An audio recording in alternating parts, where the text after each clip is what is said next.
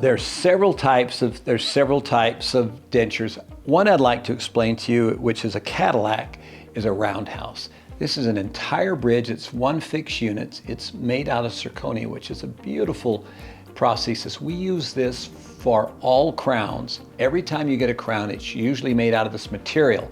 And the nice thing about this can be cemented on permanently, and you can have this just like you have your natural teeth, and we'll show you ways to properly take care of that. Another idea is that when you come in, if you don't want a fixed one, and you'd rather have one that you can remove and still maintain, you'll be able to wear another type of a Roundhouse, which is wonderful, all in one piece that you can wear, and you'll be able to have this snap in. It's very solid, you'll not lose it, it'll be great, and it's all one piece. It leaves your palate open completely, and it's just like having your natural teeth. Aesthetically, they're very pleasing. 99% of the public will never know you're wearing these. They're very good.